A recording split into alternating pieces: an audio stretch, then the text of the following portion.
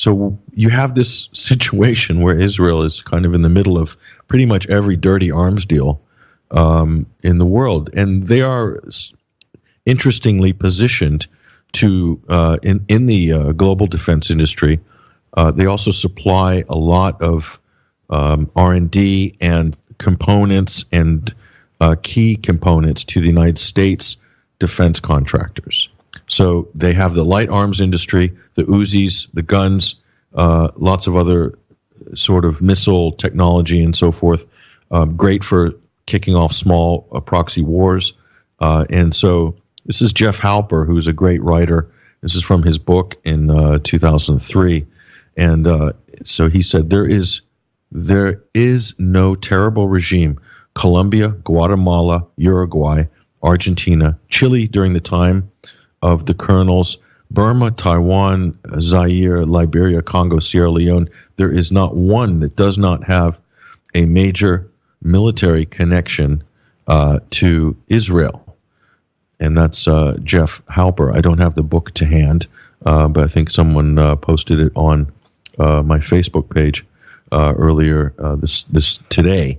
So this is an incredible story. So we got a kind of an issue here that seems to be a running theme, I think, that deserves maybe a lot more attention. The book by Jeff Halper, which is available on Amazon, is called Friends Indeed. That's DEED. Friends Indeed. Jeff Halper he's Israeli, by the way, Jewish Israeli, I believe. So he wrote that book, and many other great researcher. So that's up on 21stcenturywire.com. We'll talk more about that. This is a big issue. Of course, coming up to Christmas, I think most Americans and especially Christian Zionists don't want to get in the weeds here, but a lot of them don't realize that a decent percentage of Palestinians are Christian. I brought this fact up to a friend of mine recently. He said, "Oh, I didn't know that." I said, "Yeah." I said, "You didn't know that? Didn't you know where the Holy Land is? Did you not know that there are such thing as Arab Christians?" Yeah, lots of denominations, Catholic, even Protestant, Presbyterian even. They're all there. And Aramaic Christians as well. Didn't you know that? And most people don't know that. I mean, that just kind of speaks to, in America, I would think that would be a total revelation to some people, because we do, I have to say this again, unfortunately, there are a lot of people, when they cheerlead for the war, they love the bombings, they love to sort of cheerlead the IDF, but yet they can't actually locate Palestine Israel or Palestine, for that matter, on a map. Much less Iran and Iraq. Forget about that. It's too complicated in there with all the bodies of water and the mountains and everything. I know it's hard to find these countries, but this tends to be a kind of running theme. Love the war, but don't understand the geography. And so we see that time and time again. And, this is kind of important. If you really consider yourself a Christian and you consider yourself this holiday season, you're going to go to church and you're going to see the nativity scene and realize that Jesus, baby Jesus there in swaddling clothes in the manger, is in Palestine. Okay. And also understand that the descendants of those people have lived there continuously, and some of them, well, they're Semitic people. So Palestinians are Semites. Palestinians are Semites. This might be a huge revelation to some people. So to say that somebody who is criticizing Israel and who supports the native Palestinian population, for someone to say that that's anti-Semitic because you're picking on Jews in Israel, that's a kind of a fallacious, linguistic, bogus construct. The whole anti-Semitic canard is Palestinians are Semites. So if I'm pro-Palestinian, how can I possibly be anti-Semitic? But you find these constructs that have been invented by different people in order to throw out there to obfuscate the argument or to deflect any criticism and to just generally confuse people. And nothing really good can come out of that discourse. As soon as you start twisting the language around and misappropriating it to that degree, nothing really positive or useful can come out of that discourse. And guess what? Look where we are with the so-called peace process all these years, and absolutely no progress really whatsoever. And it's really because also the use and abuse of language itself.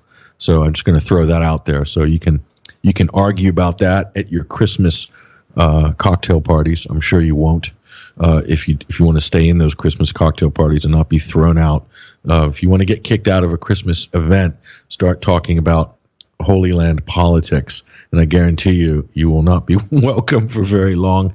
People will suddenly get out. Why are you ruining our Christmas party? So anyway, hey, this is all real stuff, and these people are celebrating Christmas right now under Israeli occupation. And my goodness, I just saw the most amazing thing, and I don't really know. I had a whole line of stories here, which I'll probably get to with Adam because he's able to do this. I have to say this, everybody. There was a Palestinian guy that is a double amputee. Some of you people have seen this online. Okay, double amputee. He's being pushed around in a wheelchair. We've got a video here of him flying up a structure, electrical structure, that hold the telephone wires and the electrical wires. In the Middle East, they're sort of steel, they look like truss rigs. And here he is. He's climbing up there to plant a Palestinian flag up top. Guess what happened to this guy? Double amputee. Here's his buddy pushing him around in a wheelchair. He's got no legs. What happened? IDF soldier shot him in the head. I kid you not. What else can we say? I don't really know what else to say there. That is just the most incredible story. This guy is unbelievable.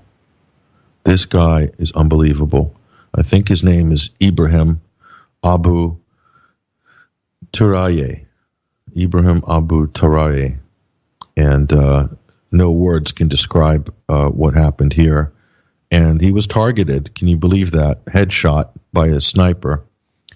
And wow, disabled man, double amputee. He's not going to do much. He's being pushed around in a wheelchair here.